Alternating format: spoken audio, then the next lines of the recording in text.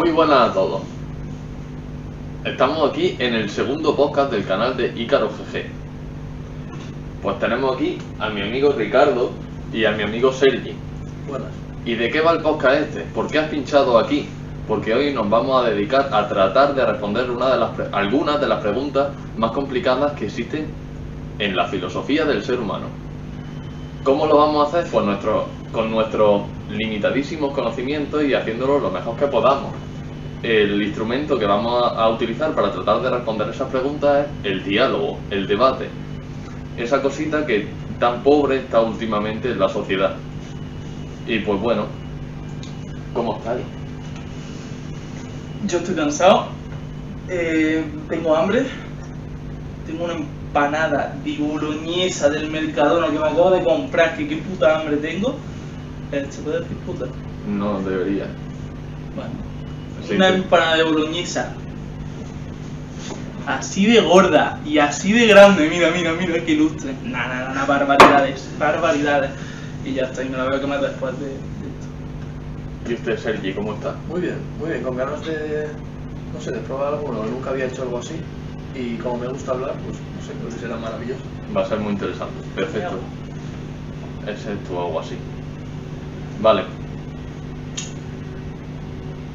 Pues esta conversación podría acabar en cualquier sitio.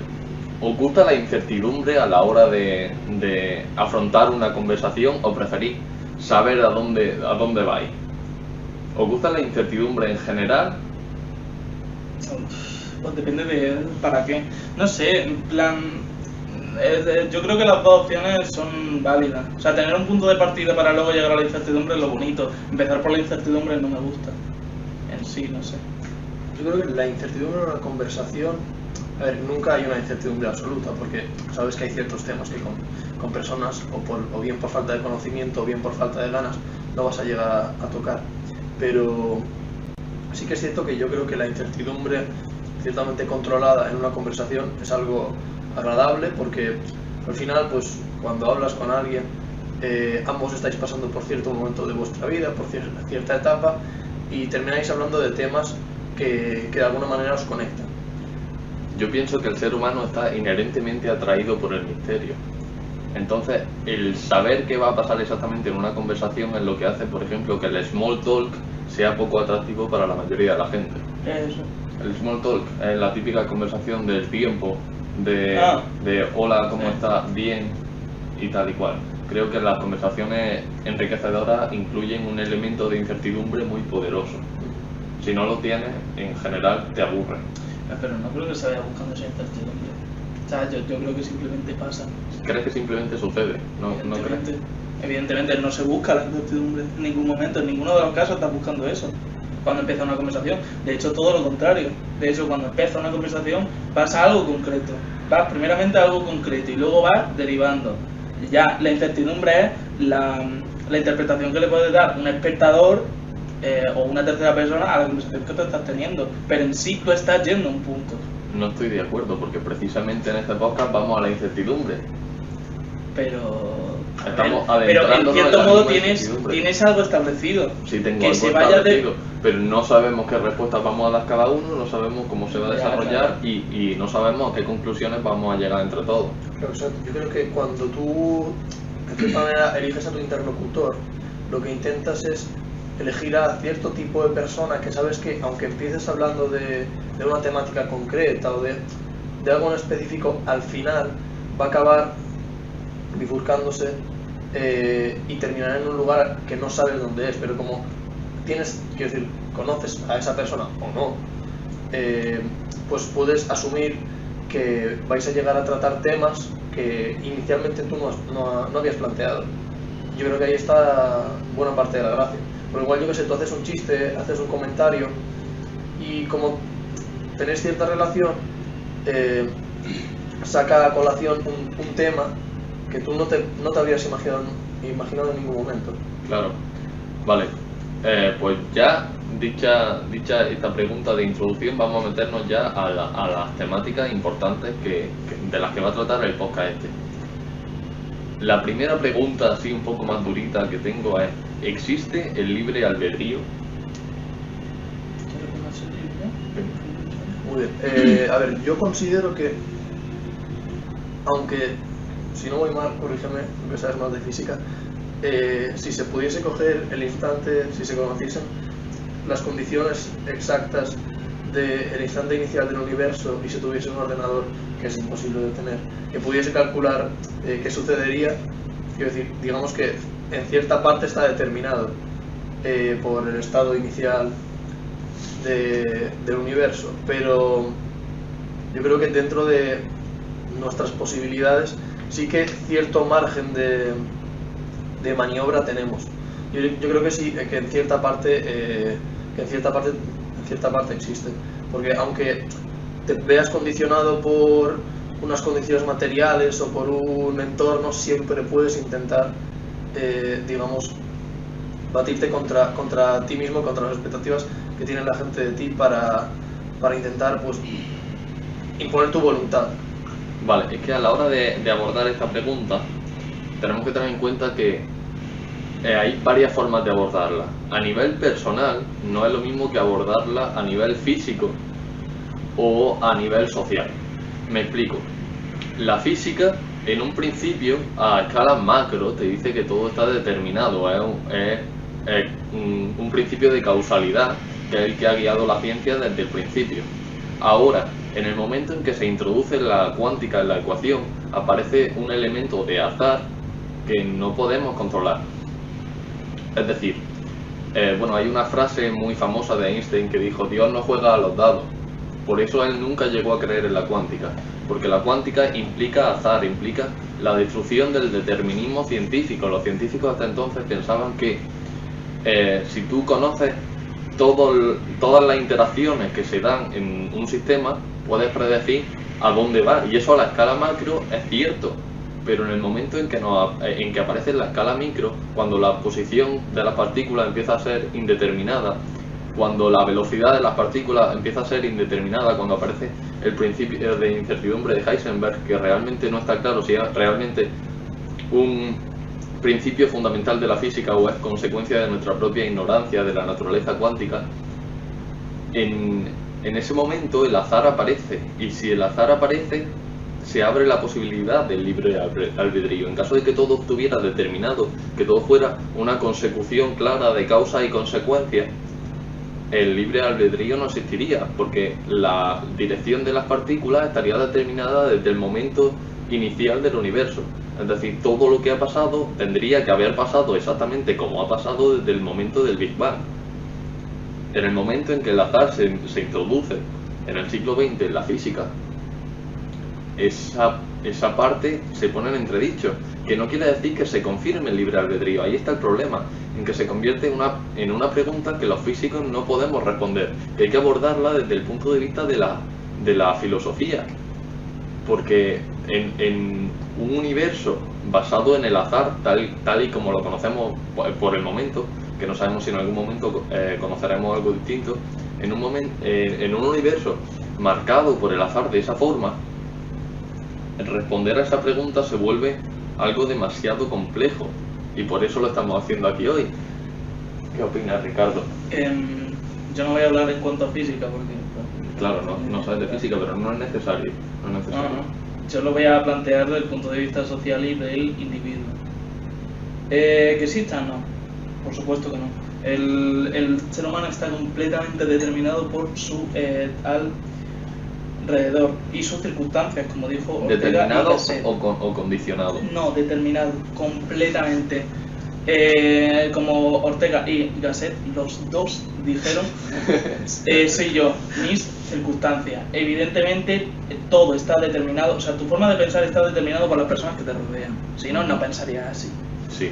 Que a lo mejor alguien puede decir, no, pero es que yo elijo leer un libro o elijo leer otro libro, ya, pero en cierto modo tú lo estás haciendo porque estás queriendo, que eres, o te han infundido ese pensamiento de que tienes que saber más que el resto, o tienes que informarte de esto.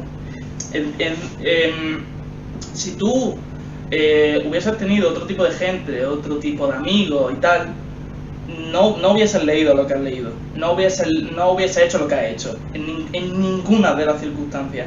De hecho, El lamento de los justos, que es un libro así de psicología que analiza el pensamiento de las personas en cuanto a política y religión, habla también de que estamos determinados, nuestra ideología política y, en cierto modo, nuestras creencias, uno, por la sociedad, evidentemente, y dos, desde tu nacimiento.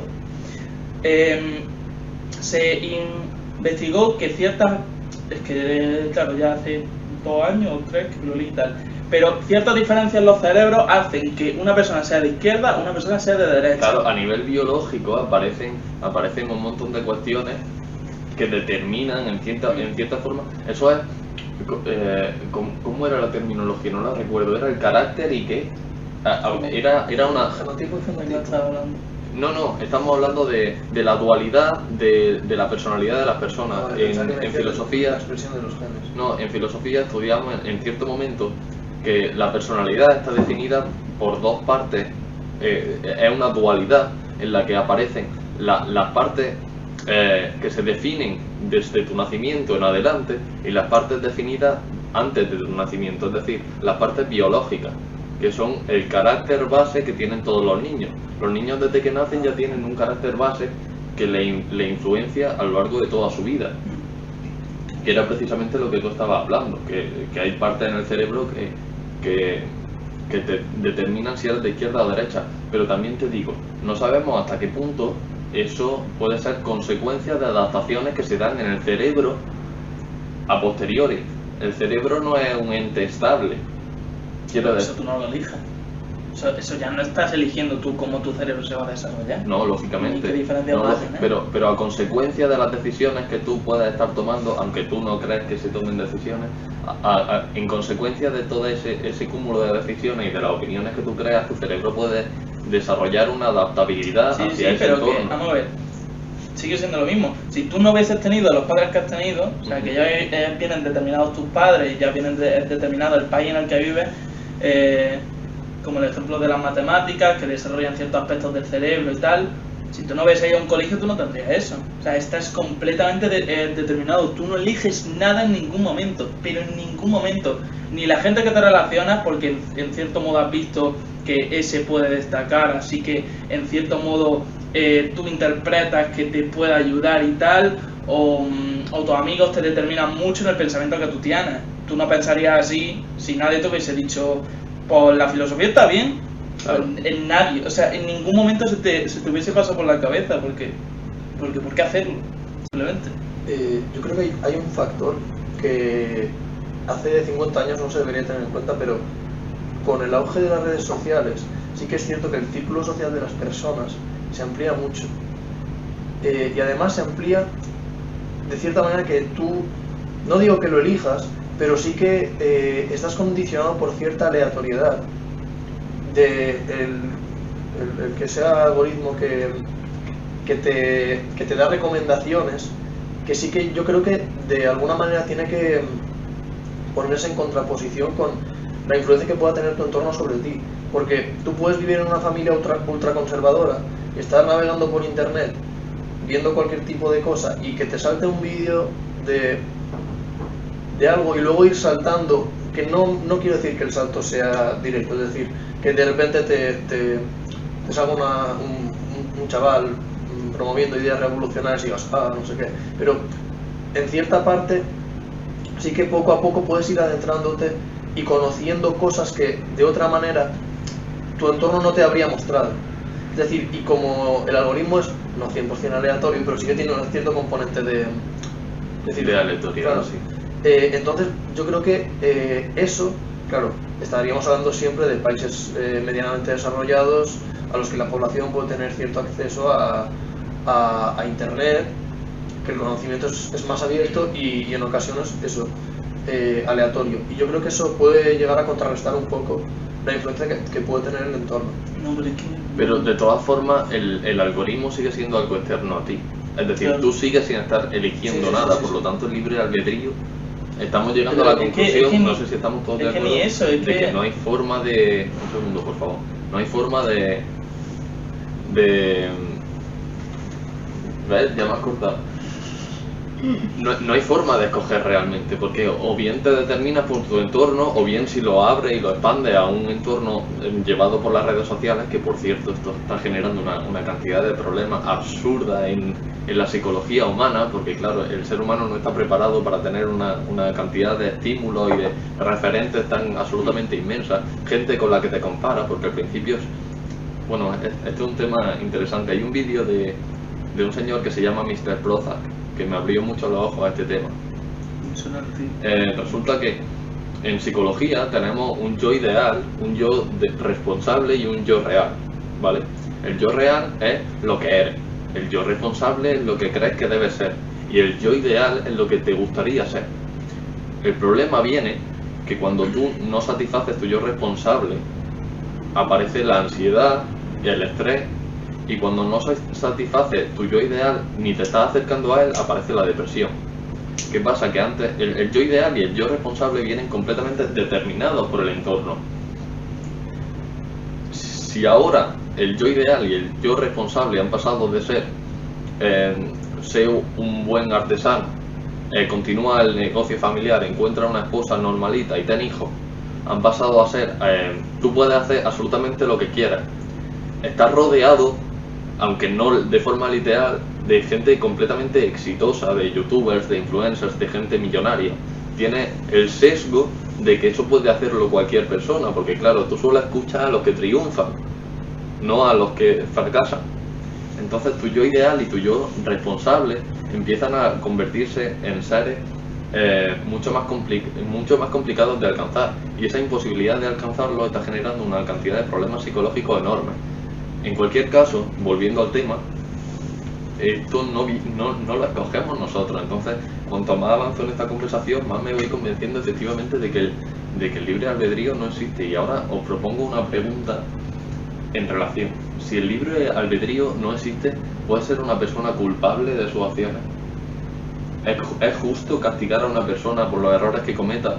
Un asesinato o algo que no sea tan grave. ¿Es justo castigarlo cuando no ha elegido nada, sino, como tú has dicho, eres tus circunstancias? Sí, hay que castigarlo, porque principalmente el castigo es lo que determina que una persona no haga una cosa o otra. Simplemente, evidentemente que hay que castigarlo. Si en el momento en el que no existe la circunstancia de castigo, se produce el asesinato. Vale, pero es justo. No te pregunto si es necesario, te pregunto si es justo ese castigo. Es necesario. Pero te estoy preguntando. Vale, es necesario. Es que la justicia, vamos a ver. Yo la justicia no lo veo. Simplemente, yo no creo que haya justicia, yo creo que hay interpretaciones. Depende del contexto social. Simplemente, yo no creo que haya ni bien ni mal. Nada, en cero cosas. Hay bien ni mal. Justicia es lo que es la interpretación que le da un personaje terciario a la acción de otro. Simplemente. Es que no me gusta hablar de justicia, ni me gusta hablar de esto está bien o esto está mal, no, porque me parece algo muy subjetivo. ¿No consideras que hay cosas objetivamente buenas y objetivamente malas? Como por ejemplo, ¿no consideras que el abuso indiscriminado sobre ciertas personas o un comportamiento que actúa en detrimento de absolutamente toda la mayoría es malo inherentemente? Pero es que yo me refiero a que no existe ni bien ni mal, principalmente porque en la naturaleza no existe. Yo me baso en el bien ni mal, que no estoy diciendo que el genocidio de no sé cuántas millones de personas esté bien o no esté mal o esas cosas, sino yo me refiero a que en la naturaleza sí existe el bien y el mal. En las manadas de lobos el bien y el mal está muy bien definido. El mal es aquello que hace que la manada tenga menos probabilidad de sobrevivir. Eso es el mal. En los hormigueros de hormigas el mal está muy bien definido. El mal es todo aquello que ponga en peligro la supervivencia del hormiguero y que vaya en contra de las decisiones de la reina. Es decir, el bien y el mal sí están definidos. Ahora, que sean variables dependiendo del contexto, desde luego. Quiero decir, no es el mismo concepto de bien el que tenemos aquí que el que hay en África, por ejemplo. Es muy distinto. Yendo a la pregunta que has planteado, claro, si realmente asumimos que el humano es totalmente esclavo y sumiso de sus circunstancias,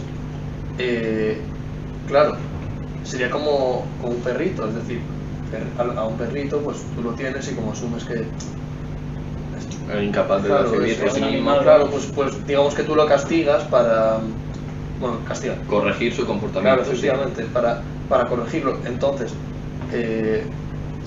análogamente, deberíamos hacer lo mismo para las personas. Claro que luego hay que ver bien qué tipo de castigos son los Claro, adecuados, pero claro, justo, el castigo es necesario, de hecho es una parte fundamental de la educación de los niños. Ahora, que sea justo es una cuestión mucho más compleja y yo creo que, claro, es que ¿qué es la justicia? Ricardo cree que no existe. Yo creo que hay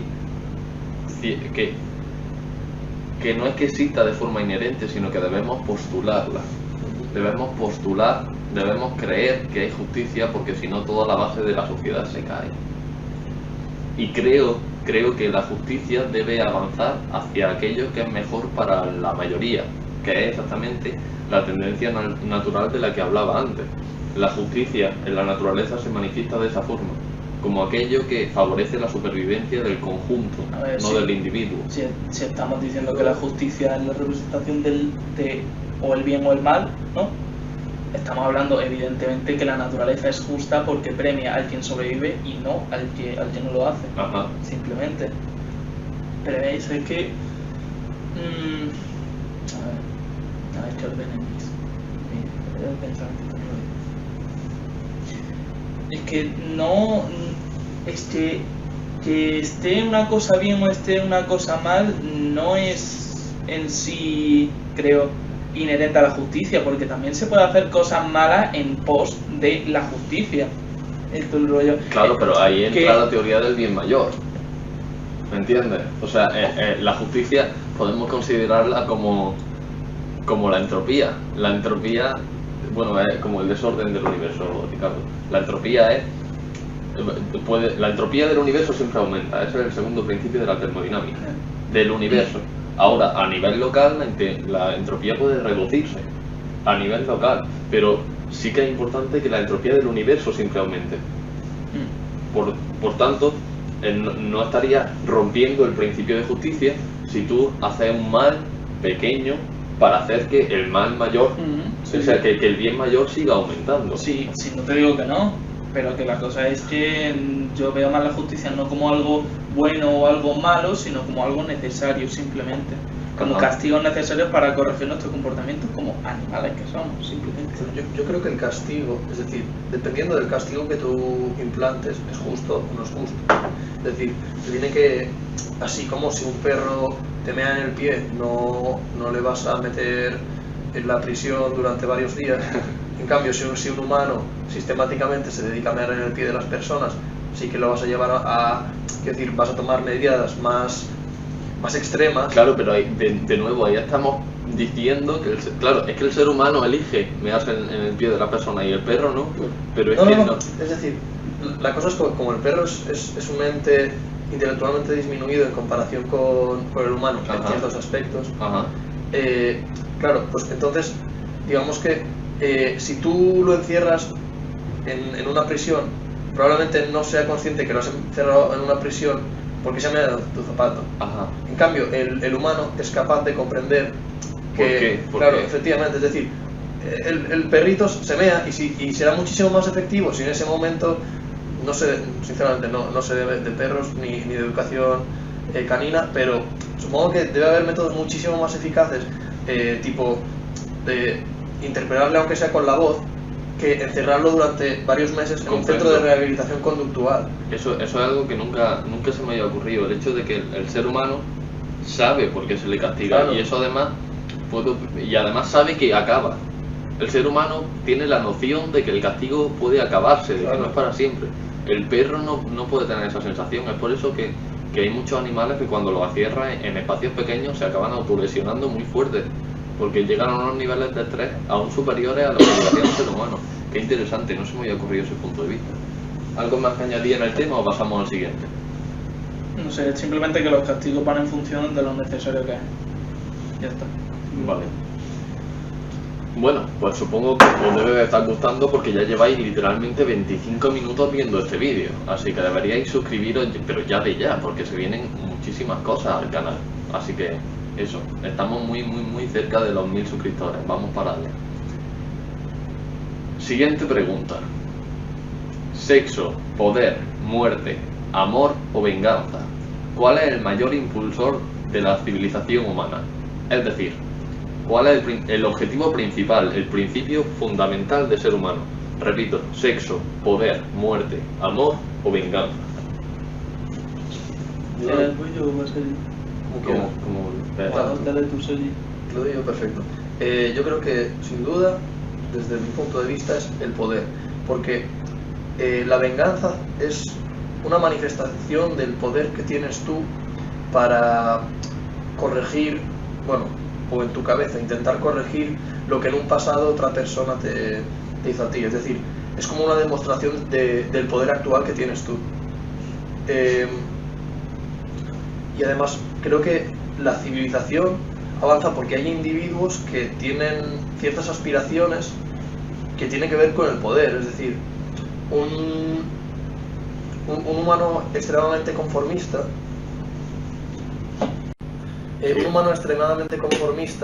que no tenga ningún tipo de aspiración, es un humano que, digamos, que se conforma con cierto nivel de poder, porque el poder, el poder es aquello que te posibilita efectuar algo. Por ejemplo, yo tengo brazos, por tanto, pues puedo coger este vaso. Si no tuviese brazos, no tendría el poder de coger el brazo. Sí. Yo tengo, digamos, ciertos recursos económicos, por tanto, pues tengo el poder de comprarme un coche, de poder comprar tener una vivienda adecuada. En cambio, una persona que no tiene ese dinero, digamos que en una escala de poder está por debajo de mí, porque pues precisamente no tiene los mismos medios materiales que yo, que al final son los que le dan poder. Yo creo que todo el mundo en su vida lo que persigue es poder, de alguna manera, ya sea a nivel, es decir, intentar aspirar a un puesto mejor de trabajo o aspirar a una felicidad que no deja de ser, digamos, imponer tu bienestar sobre tus circunstancias, es decir, intentar mejorar como se pueda las circunstancias de uno. Por tanto, yo creo que sin duda el poder ha sido lo que ha marcado la historia y probablemente lo que la siga marcando. Además, los avances tecnológicos son eso, aumentar el poder. Es decir, antes aquí había una piedra que yo no podía hacer nada, o aquí había un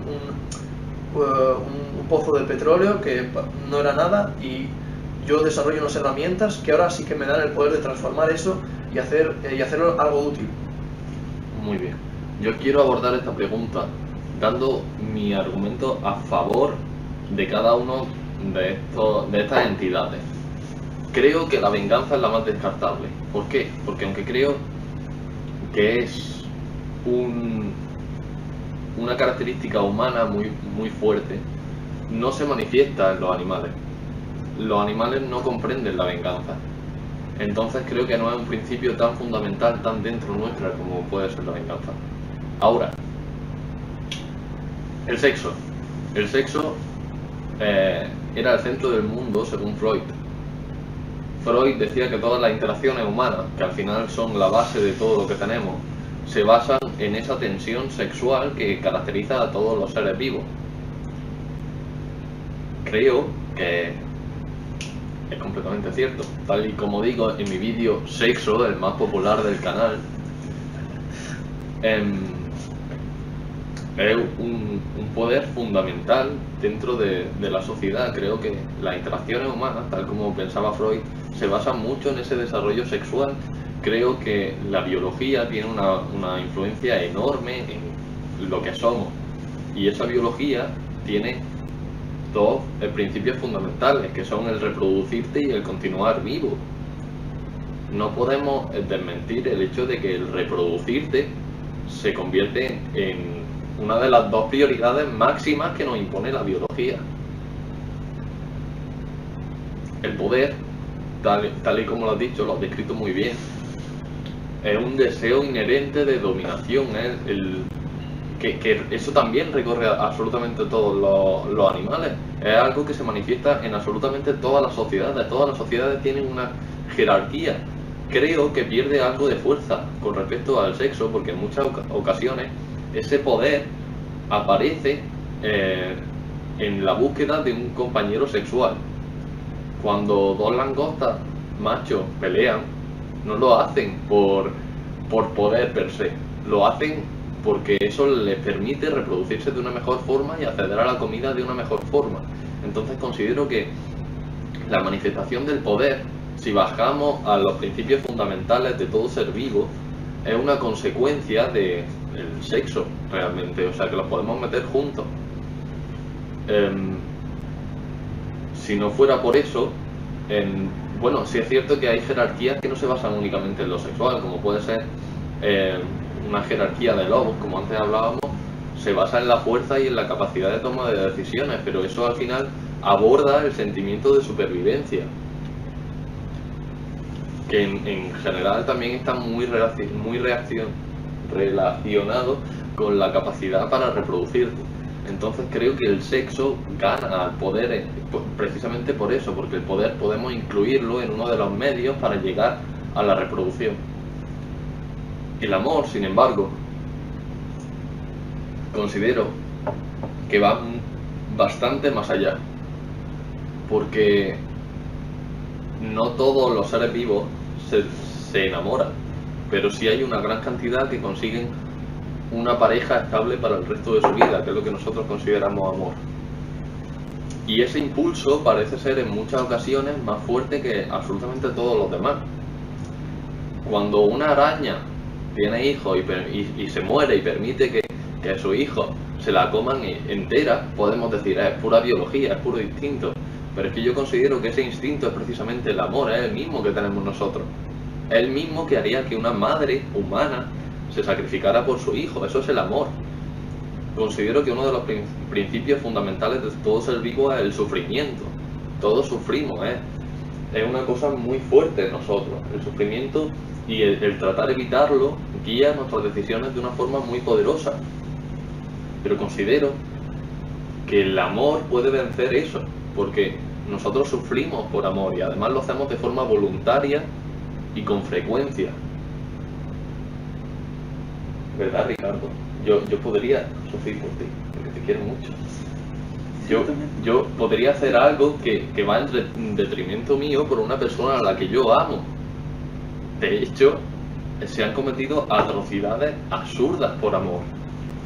Más allá de la justicia, más allá del sufrimiento propio.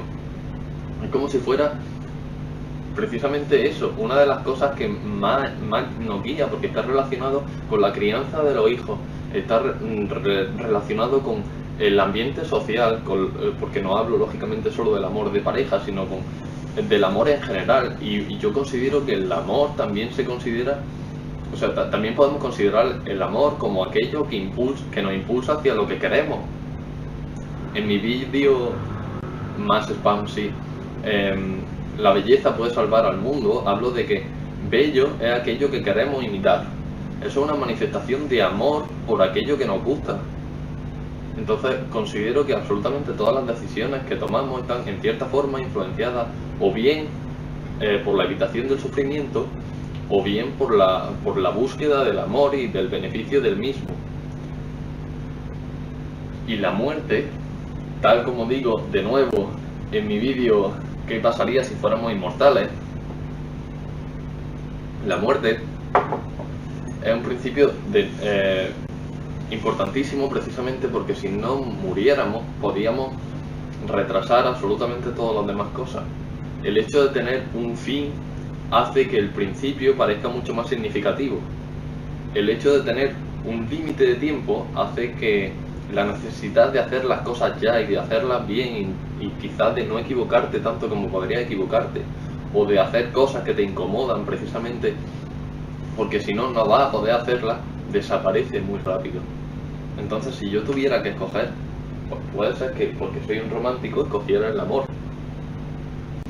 Pero ¿cuál es el mayor impulsor del ser humano? Sí. La muerte.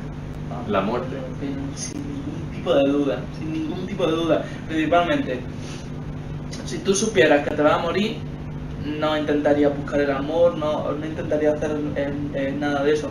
Porque la gente quiere poder, principalmente para, uno, no morirse tan trágicamente, dos, aprovechar la vida que tiene, que es influenciado por la muerte. Si no sabes que te vas a morir, que te da igual tener poder o no tenerlo o tal. Y eso todo está influido por la muerte. Y la gente que muere por amor, ahí el amor está sobrepasando la muerte. Y Hay gente que muere por amor. Hay una ¿Cómo? cantidad enorme de padres que han muerto por salvar a su hijo. Eso es morir por amor. Pero... Ahí está enfrentando el Pero, amor contra el miedo a la no, muerte. en cierto modo sigue siendo mal la muerte, porque sabes perfectamente que en una situación, por ejemplo, si tuvieses que salvar a tu hijo, sabes que la muerte está presente, y la muerte está presente para tu hijo. Y justamente por eso, porque sabes que tu cría o tu hijo se van a morir, tú prefieres dar lo que ya tienes, o sea, dar tu vida para que el otro siga menos consciente de la muerte que que le está esperando. Vale, eliminemos la muerte de la ecuación. Un padre que muere por darle mejor vida a su hijo, que también se da. Es lo mismo.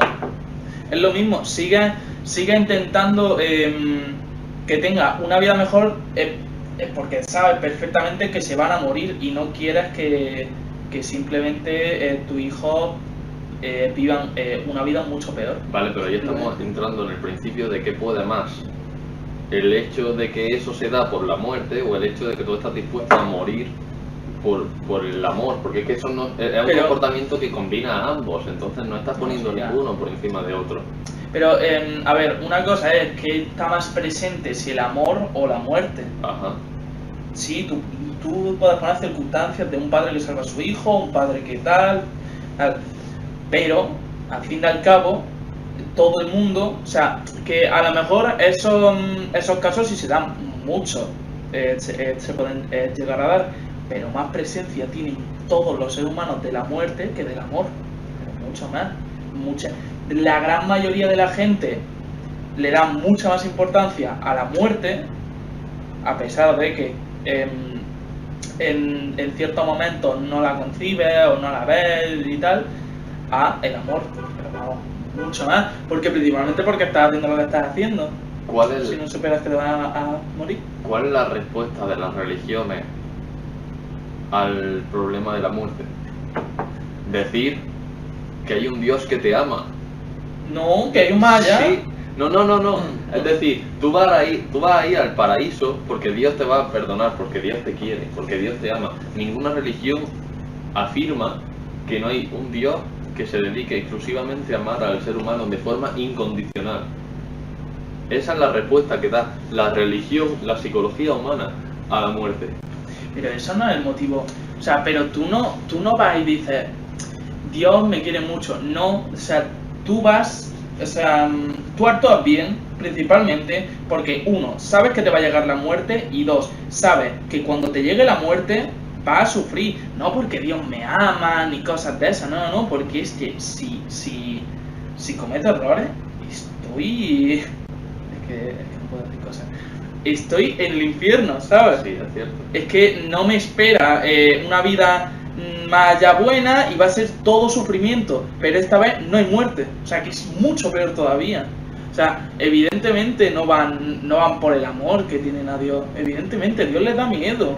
A todas las religiones, o sea, sí, no todas, las religiones abrahámicas van en cuanto al miedo, van en cuanto a... Es un Dios que si no te comportas como Él dice o como el bien, vas a tener una muerte y esa muerte te va a llevar a sufrimiento. Evidentemente no es por amor, Dios no... Pero ahí es nadie piensa que Dios me quiere. ¿Es la muerte o el sufrimiento? Porque ¿cómo que si la muerte o el sufrimiento? Ese no lo he agregado ahí. Pero puede ser que, por ejemplo, el padre que se sacrifique por su hijo no lo haga por miedo a la muerte de esto, sino por el miedo al sufrimiento que a él mismo le causarían. Puede ser que actúen en condiciones por miedo no a la muerte per se, sino al sufrimiento que supone el infierno después de la muerte. Sí, el sufrimiento es... A ver, al fin y al cabo, si tú estás en una vida de sufrimiento, la muerte es la mejor opción, de cierto modo. Así que sí, o sea, lo más seguro es que el sufrimiento sea lo que más impulsa al ser humano, porque principalmente está viendo una vida y una muerte lejana y una vida de penuria y tal. Yo creo que la muerte y el sufrimiento es la máxima representación de la ausencia de poder. Es decir, cuando tú te mueres, pierdes todo el poder que puedas tener. Es decir, no. Y además, de manera irrevocable.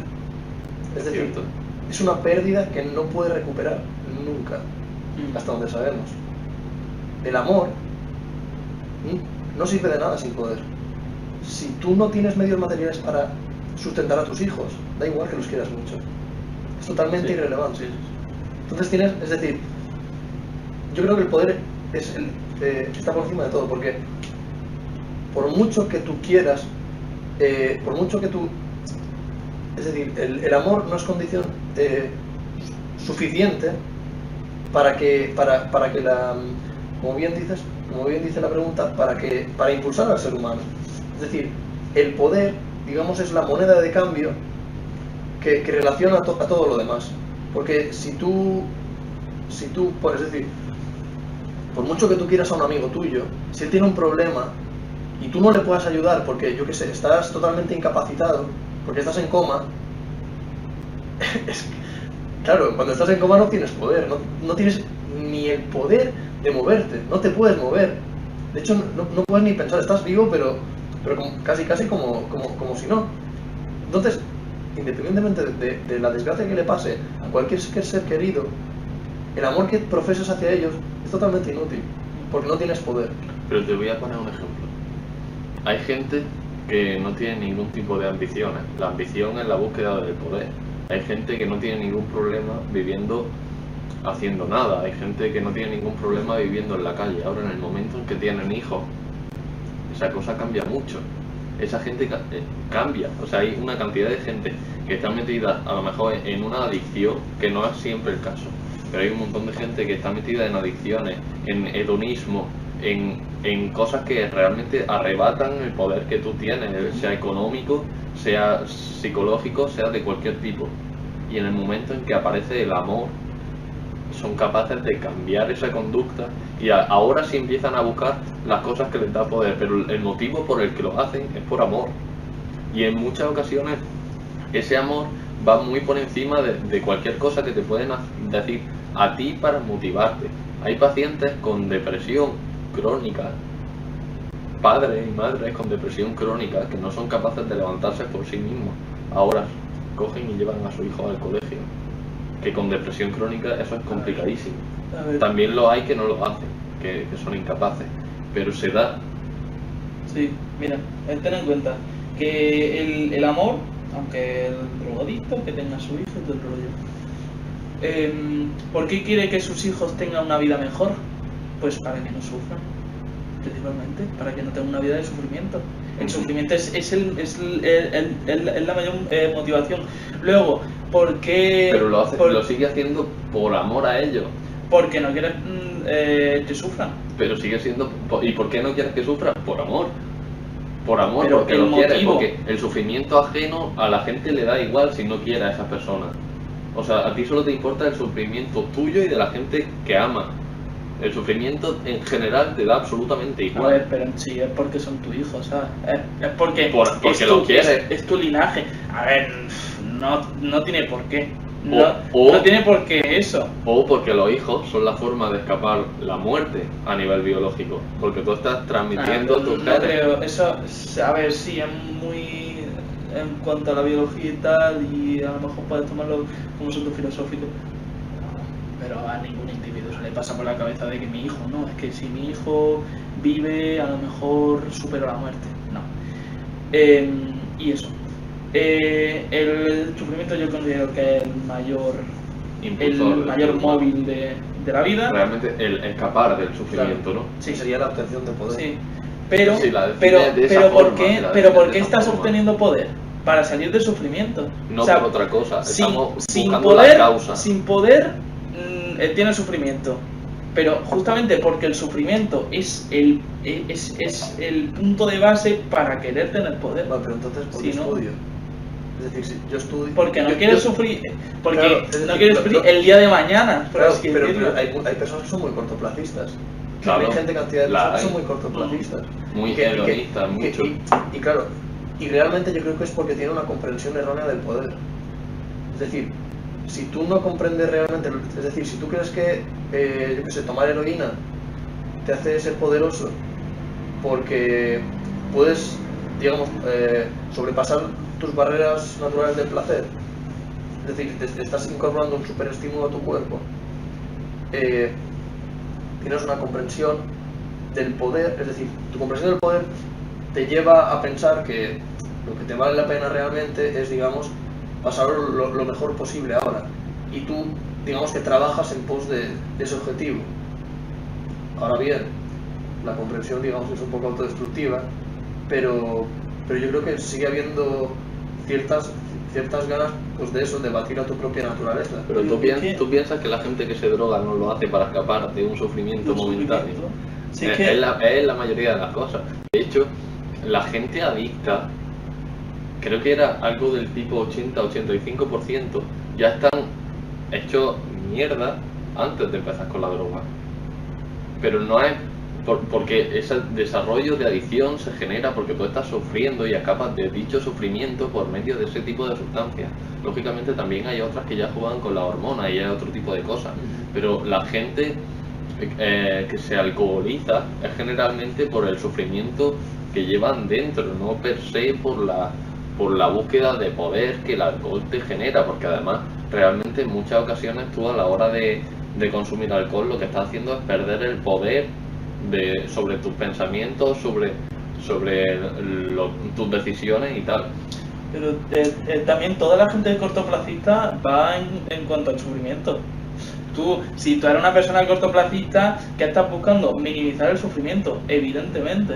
Si eres cortoplacista, es así, no es Pero por es que poder ni nada de el eso. problema es que es muy diferente, yo creo que es muy diferente el análisis que se puede hacer de una persona cortoplacista y el análisis que se puede hacer de una persona largoplacista, porque el sufrimiento instantáneo y el sufrimiento a largo plazo es distinto, es decir, son como dos caminos que tú puedes tomar.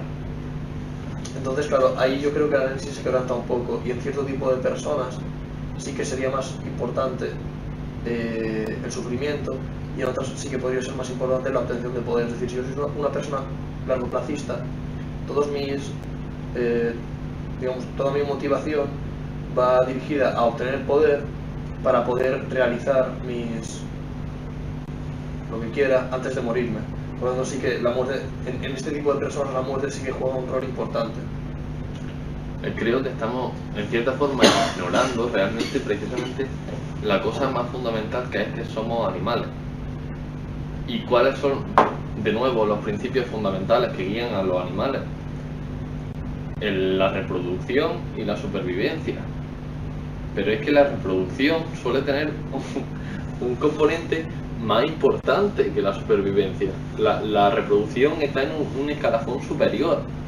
Entonces considero que si incluimos dentro de esa reproducción al amor, o podemos llamarla sexo y punto, a nivel biológico, a nivel evolutivo, es el principio fundamental del ser humano, Pero, porque lo es de absolutamente todos los seres vivos.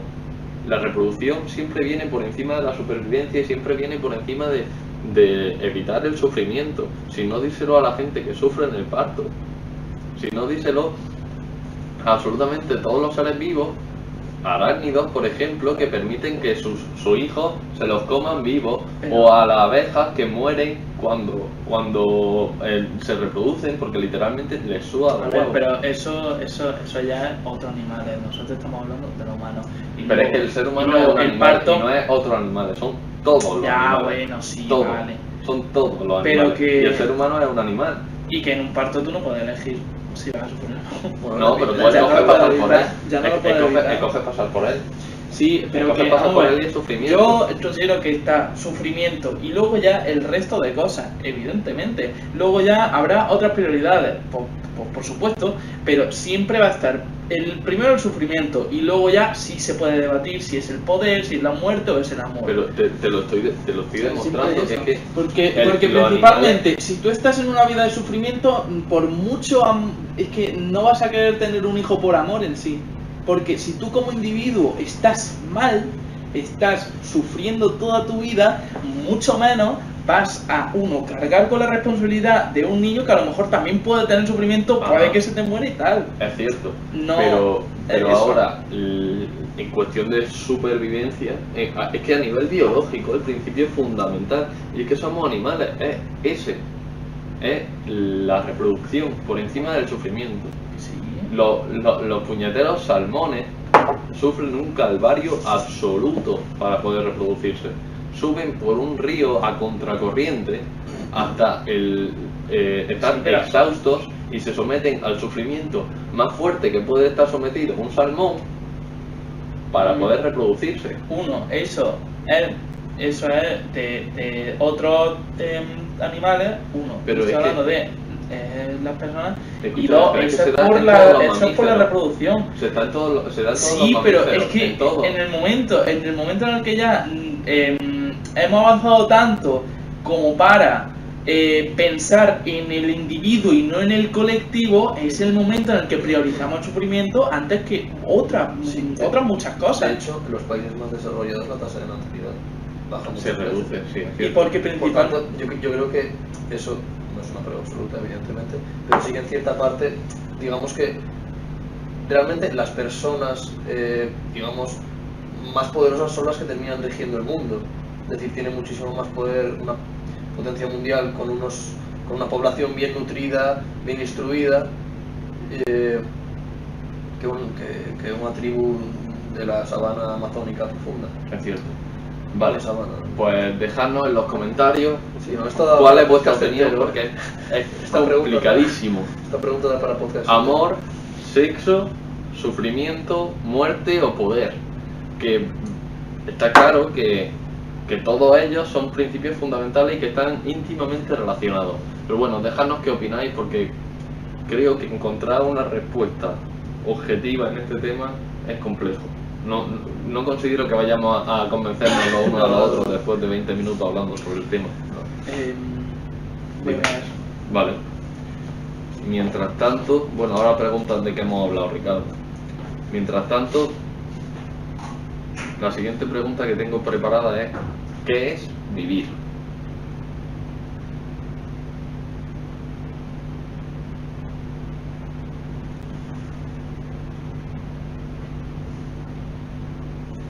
Vivir es un verbo. Sí. Bueno, vivir es un verbo de la tercera conjugación, se presenta en infinitivo, como podemos ver, y bueno, realizar las funciones de verbo, pero también puede realizar la función de sustantivo si sustantivamos el verbo, y ser el nexo de una oración de una oración subordinada sustantiva. Has visto, soy de física, pero también sé lengua, qué espectáculo. No, a ver, una pregunta bastante difícil. De hecho, yo creo que es la más difícil de todas. Puede ser. Porque, para empezar, es decir, claro, vivir desde un punto de vista humano. Ajá. Porque desde un punto de vista animal está muy claro. Digo, Claro, si sí, tú esa pregunta hacer se lo hice, esa pregunta se lo hice a mi profesor de biología, Jadelmo, y me dijo que vivir es ser capaz de realizar las tres funciones vitales. Esa es la definición biológica de vivir. ¿De acuerdo? Pero a nivel humano es otra cosa. ¿Qué es vivir, Ricardo? ¿Ya ha respondido Chedi? Hemos dicho, no No, sabemos. estamos Estamos A ver. tratando de pensar. reflexionando. Una pregunta así muy aleatoria. A ver.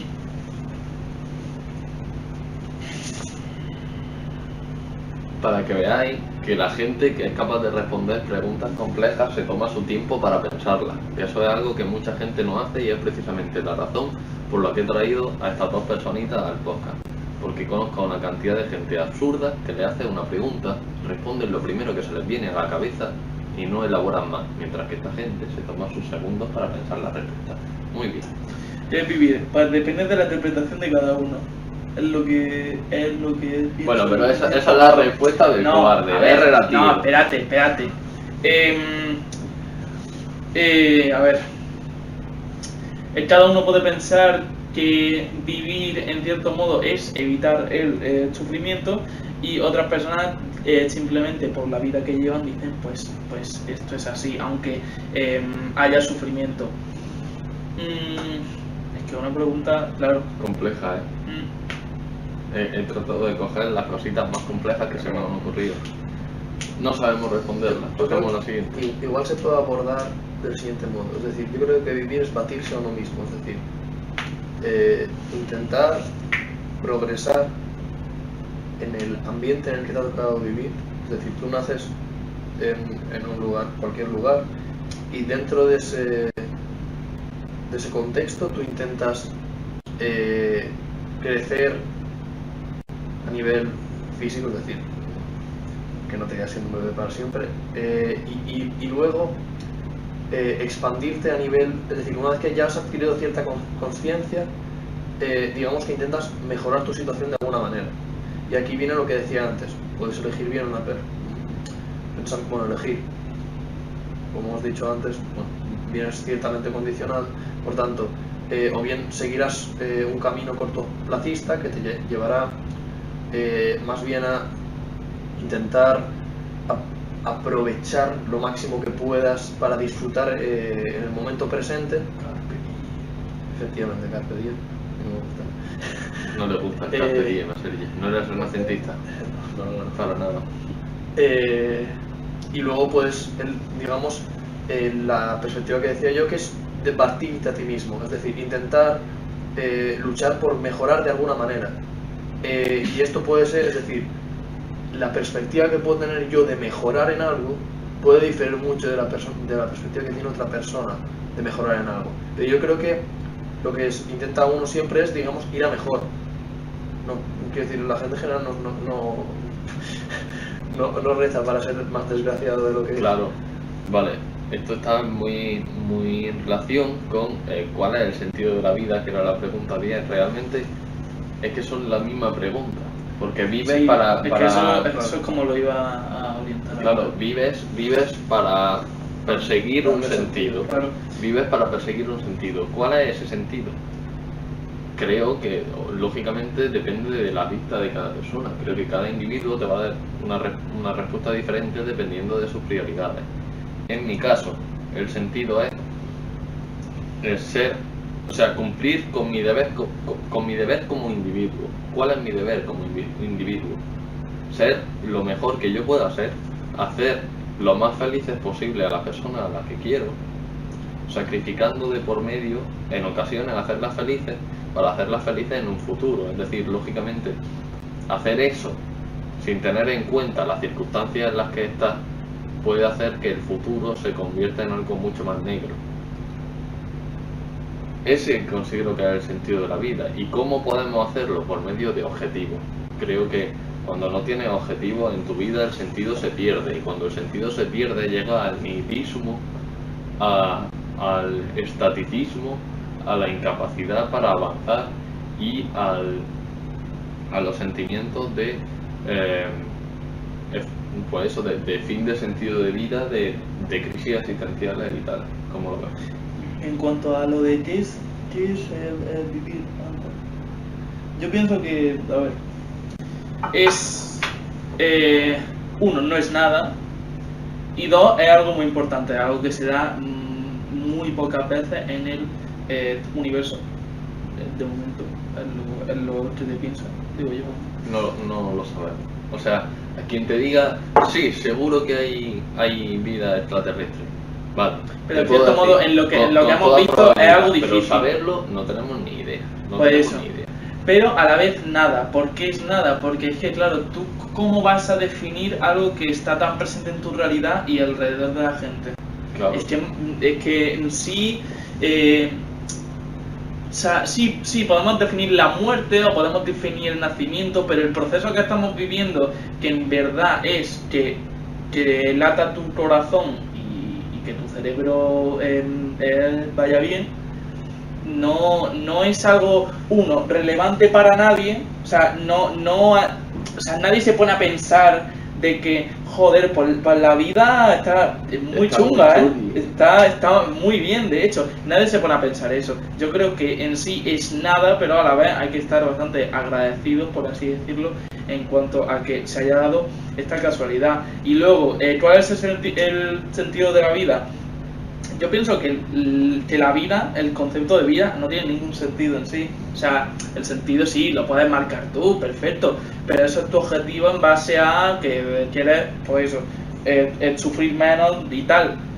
Pero el sentido en sí de la vida, pienso que simplemente ha sido una casualidad en la que un organismo se ha creado y ha empezado a evolucionar en función de las circunstancias de un planeta y ya está. ¿Hasta qué punto te consideras nihilista, Ricardo? ¿Eres un cínico? El nihilismo, no sé hasta qué punto sé lo que es. Vale, da igual. Sí, El cinismo sí. Considero que tu visión es bastante cínica. Del tipo, no hay nada que tenga un sentido concreto, sino que... Claro. Pero eso es yo lo que veo también bonito, de que la vida no tiene sentido, el sentido se la das tú, evidentemente. Vale, entonces no es tan cínico, porque los cínicos afirman literalmente que no tiene sentido y punto, y que tratar de conferirlo es equivocado, tratar de concebir un sentido en la vida es erróneo. No, a ver, dar un sentido completo a la vida es un poco de tonto, la verdad, porque es que no puedes estar, o sea, no puedes proyectar tus objetivos a lo que es la vida de todos los seres vivos. Es un poco que no compagina, porque obviamente aunque tú proyectes lo que es la vida en base a tu objetivo, una bacteria no va a tener ese objetivo, evidentemente.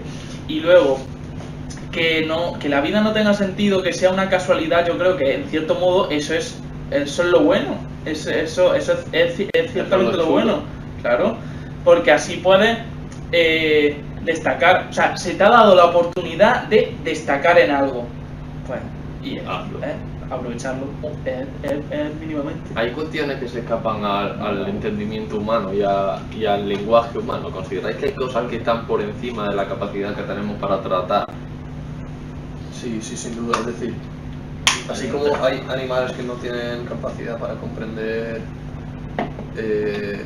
cosas que para un humano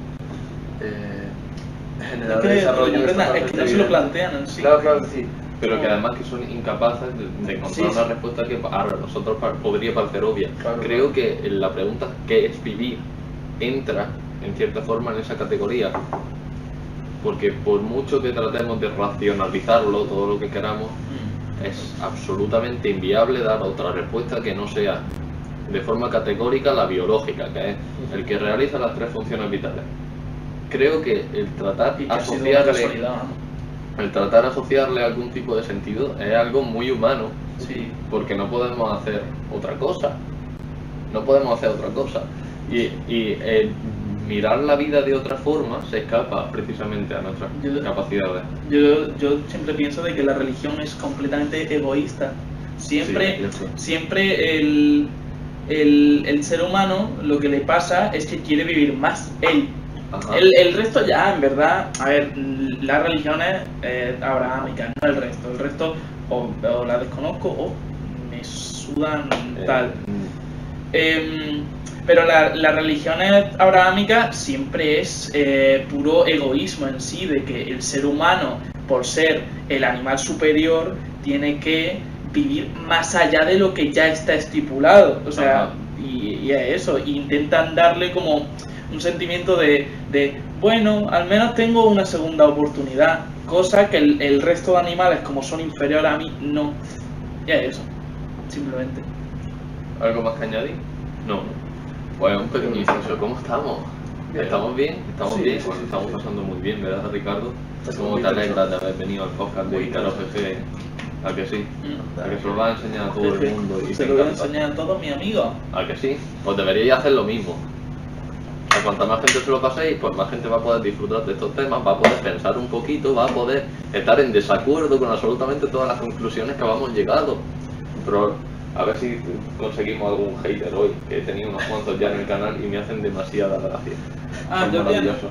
Sí, he tenido unos cuantos comentarios ya, no tiene ni puñetera idea de lo que habla. A ver, no sé sí, qué. en verdad no tenemos ni puta idea. A ver, lógicamente, pero precisamente de eso Pero, va, de hermano, tratar de ¿y qué? encontrar ¿Y qué? respuestas. Tenemos ¿Quién, unos quién conocimientos tiene? limitados. ¿Quién tiene la capacidad para responder estas preguntas? Reto a cualquiera a demostrarme objetivamente cuál es la respuesta a cualquiera de las preguntas planteadas. ¿Cómo que sí? Nadie puede Es hacerlo. que puedes coger a filósofos, no sé qué, por ejemplo. ¿Qué era? Se me acaba de ir. En fin, pero los grandes filósofos no se ponen de acuerdo Ya, en sí, esta, sí, en sí. esta pregunta. ¿Quién eres tú para decirme que estoy equivocado? Hazlo, coméntame en el vídeo, hazlo, que ayuda al algoritmo. Bueno, pues estamos muy a gustillo, ¿no? Sí, Entonces, sí. Ricardo, me llega el olor El de olor la a empanada, la empanada. me está dando un hambre. Así, pues no me llevo. Vale, siguiente pregunta. El menda. ¿Existen las mentiras justificadas? Sí, yo creo que sí. Mentir no es un hábito bueno. No recomiendo mentir, pero en ciertos momentos sí que puede ser, por ejemplo, imagínate, un caso que yo mismo he vivido y estoy agradecido de que me hayan mentido.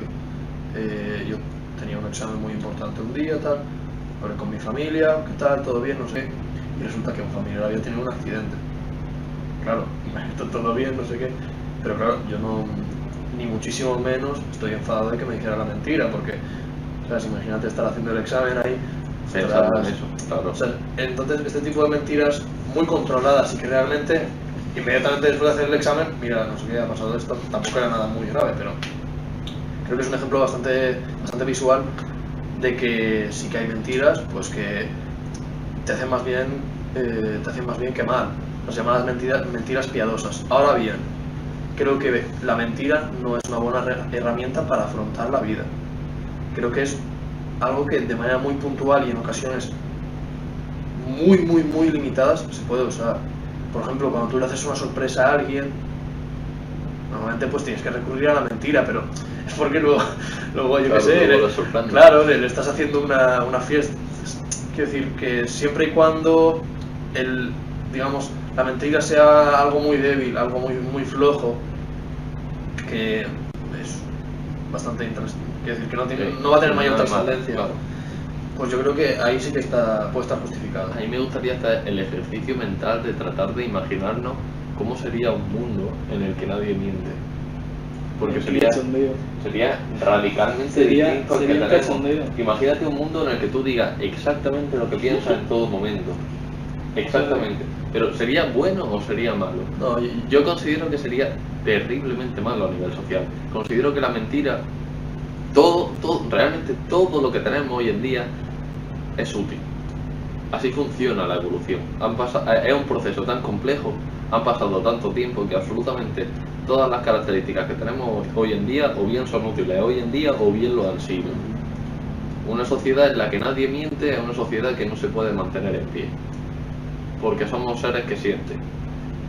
Y precisamente pasa eso. Si hay gente a la que no tragamos, hay opiniones que es mejor dejar dentro nuestra. Considero que a veces la mentira es muy importante. Eso no quiere decir que ser una persona de palabra no sea fundamental.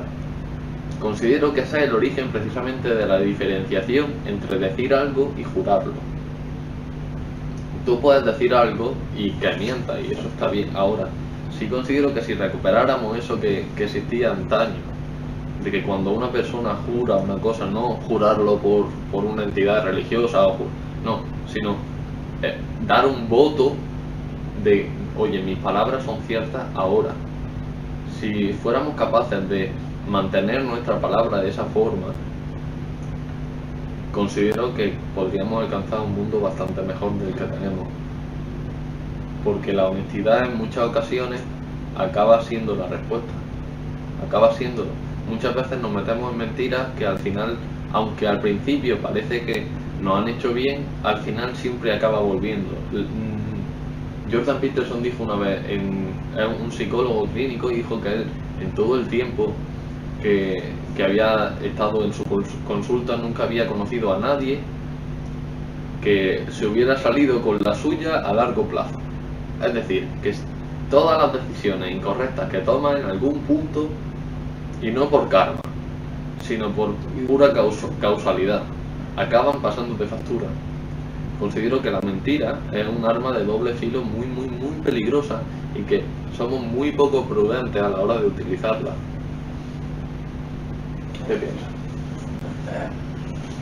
A ver, sin mentira, el ser humano, o sea, no ya la sociedad, sino el ser humano estaría muerto, principalmente, porque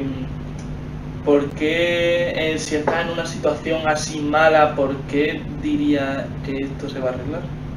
¿Por qué? ¿En qué momento? Si no hay nada que te está diciendo lo contrario, ¿por qué te mentiría a ti mismo? Claro, como no te puedes mentir, no te puedes decir eso. Pero ahí, es decir, no es lo mismo decir esto se va a arreglar a si trabajo, esto se va a arreglar. Sí, pero no sí. Es lo mismo. O si trabajo, hay altas posibilidades de que esto se vaya a arreglar. Sí. Es como cuando tú estudias para un examen. Hombre, no, nunca tienes la certeza de que vayas a aprobar, pero sabes que... Bueno, si hay historia... Bueno, pero sabes que si estudias, las probabilidades de aprobar aumentan muy considerablemente.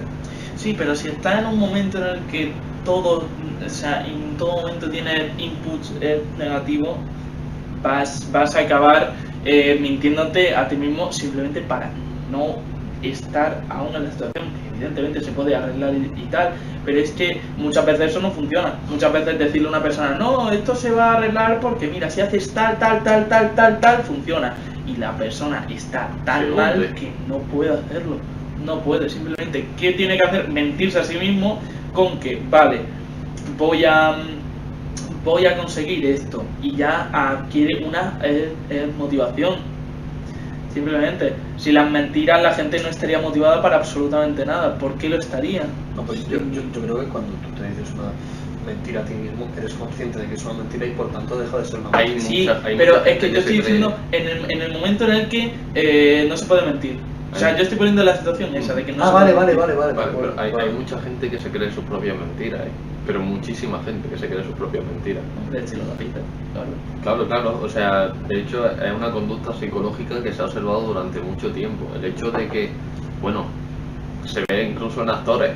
Hay actores que cuando se preparan un papel durante demasiado tiempo pueden llegar a tener crisis de identidad serias, porque acaban disociando la realidad seriamente. Un ejemplo de esto es el actor que interpretó a Elvis en la nueva adaptación. Le pasaron dos cosas. Bueno, estuvo 2 años interpretando el papel, pero en su vida diaria, no a la hora de grabarlo, porque quería hacerlo en condiciones. ¿Eso qué supuso? Lo primero, que le cambió la voz, porque él estaba practicando cómo hablar como Elvis, entonces habló como Elvis durante 2 años. No ha recuperado su voz. Se morirá y seguirá hablando como Elvis. Se le ha olvidado cómo hablaba. Y luego tuvo una crisis de identidad grande, porque estuvo 2 años siendo otra persona y se lo acabó creyendo. Hasta cierto punto, lógicamente, porque luego tenía todos los recuerdos, tal cual. Pero imagínate que tú te llevas es que esos son 2 años. Imagínate que te engañas a ti mismo durante una década, hasta que los recuerdos de tu yo pasado empiezan a ser borrosos. Ahí cambian las cosas. Es que la verdad es la repetición muchas veces de una mentira, es la repetición de una versión durante mucho tiempo, simplemente. O sea, si tú empiezas a repetir una mentira simplemente por expansión y simplemente porque hay mucha gente que no ha visto lo que ha pasado originalmente, va a acabar creyendo la versión que le ha llegado que la que era originalmente, haciendo que el resto de gente haga así y ya la mentira nunca haya sido descubierta como tal. El poder reside en donde la gente cree que reside. Y que vamos a ver, que vivimos por eso, ¿sabes? Que si evidentemente los Estados Unidos hubiesen dicho en 1960, no, sí tenemos misiles y sí queremos poner misiles en Turquía para bombardear Rusia, evidentemente estaríamos muertos, evidentemente. O como en Cuba, no, que yo quiero poner un misil ahí para a lo mejor atacar Florida, Miami o Washington.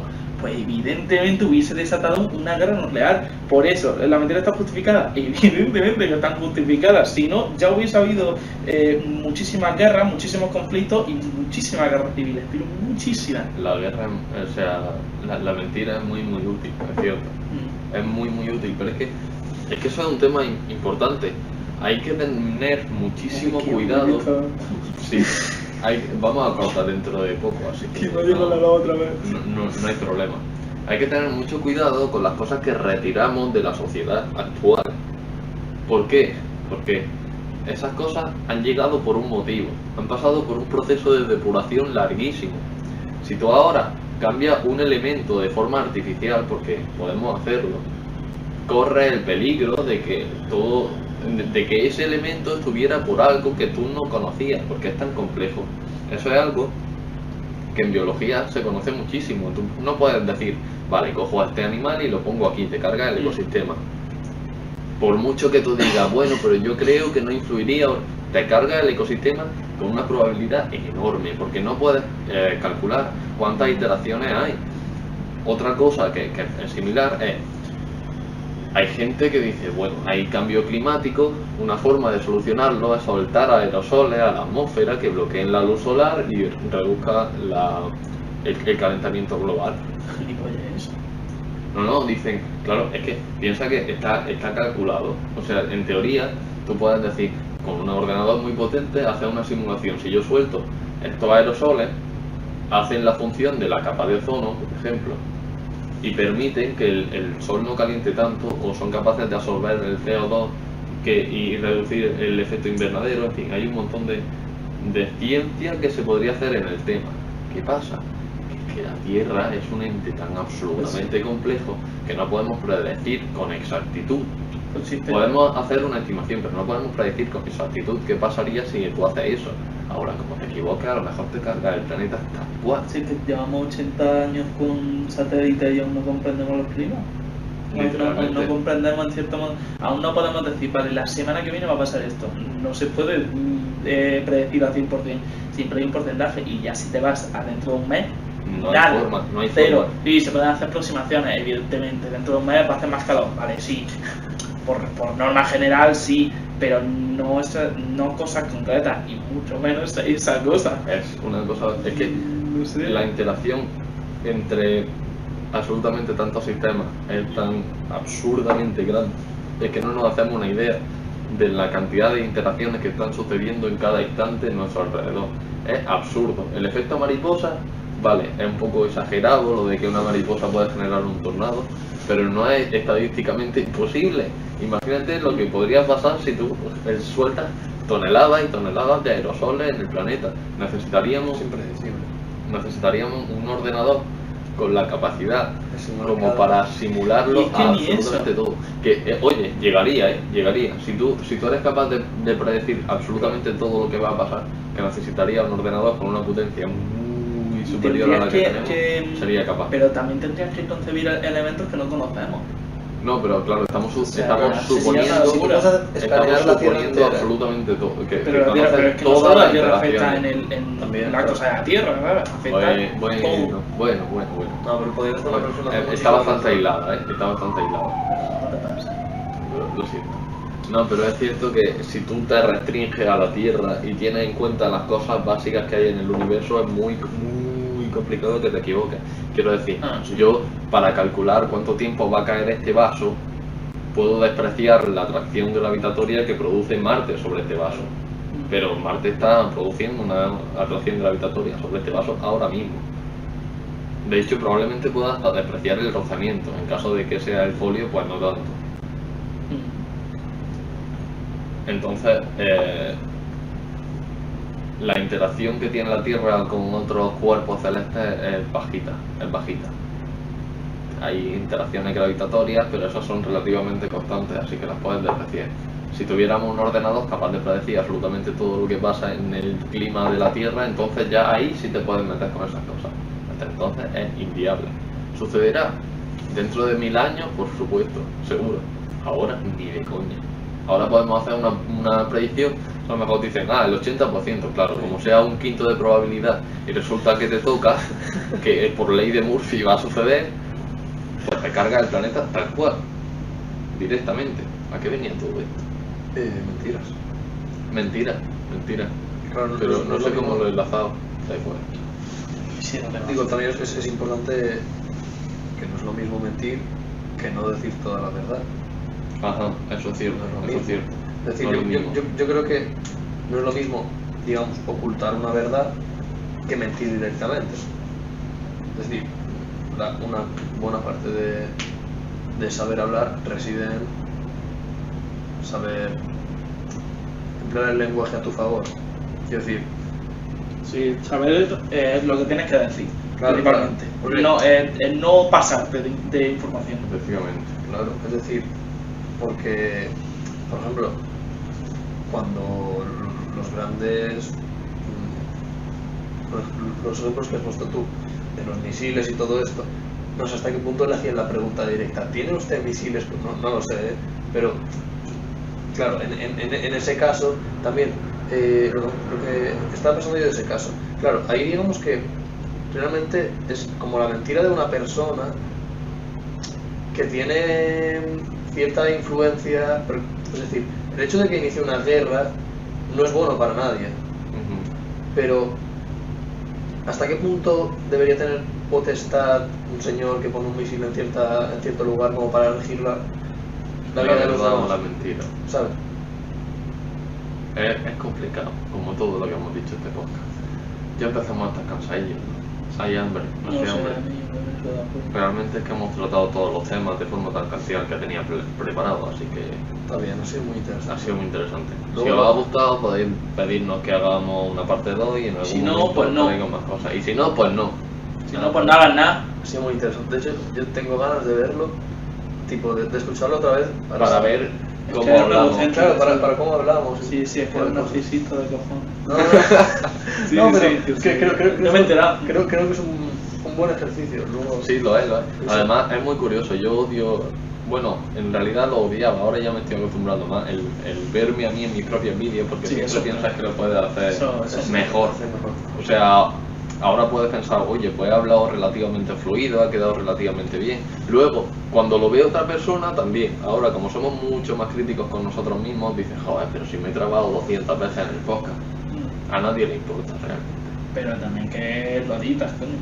Los podcasts no lo voy a editar. No, el podcast no. Los vídeos sí, los vídeos. Los vídeos es que Joder, tú ves las madre cosas, mía. tú ves las cosas que nadie ve. Claro, claro, Y claro, estás, es cierto. y que encima estás una Y otra y otra y otra vez, sí. Que es Sí. un tema eso. No, pero además yo es que los vídeos los edito porque yo cuando escribo el guión es que yo quiero ser muy preciso con mis palabras, porque si no mucha gente puede malinterpretar lo que yo diga y utilizarlo en mi contra. Pero- Es un tema que voy a tratar mucho en el siguiente vídeo que va a salir. Bueno, realmente ya ha salido para cuando salga este podcast, que se llama La cultura de la cancelación. Hablo en profundidad de que es muy importante ser cuidadosísimo con las palabras que dices, porque ya te van a cancelar por tus opiniones. Como encima seas vago a la hora de hablar, es mucho más fácil que la gente malinterprete lo que Pero yo dices. creo que independientemente de eso, no. No. Que es igual. Que es igual. Que es igual. Sí, Independientemente bueno, de. según es qué que- opiniones es tenga. que justo lo que estaba diciendo aquí lo explico aquí, no sé qué. No, pero es que no tienes que decir eso, tienes que Da igual, ser muchas veces muy la- concreto, hay que ser preciso. tienes Nah. que ser muy preciso con lo que dices, porque a lo mejor si tú eres preciso no interpretan lo que no estás diciendo. No hace falta. Hay muchas No hace malinterpretaciones. Podemos podemos dejar la rango de cultura duda. de la cancelación va en cuanto a eso, va en cuanto a la subjetividad de un grupo de personas. Bueno, ya- Si dicen que tu mensaje es de odio, pues Ya te ya verás el no vídeo le hagas y me spoiler, dices. no le hagas Ya te spoiler. verás el vídeo y me dices. Bueno, para cuando salga este vídeo, ese vídeo ya ha salido. Y espero que todo el mundo que haya visto este podcast lo haya visto antes, porque si no me voy a enfadar. Porque el vídeo anterior, el vídeo justo anterior, ha sido el que peor ha ido de la historia del canal. ¿Cuál? Estoy muy enfadado. El de ¿qué pasaría si fuéramos inmortales? no. De hecho, los dos peores vídeos del canal, ambos tratan del tema de la inmortalidad. Lo voy a tener que dejar de lado. Uno es Soy inmortal, que el vídeo está chulísimo y fue horrible. Y este ha ido todavía peor. Relativamente igual, pero todavía peor. Se ve que no es un tema interesante para mucha gente. A mí me gusta. A mí también.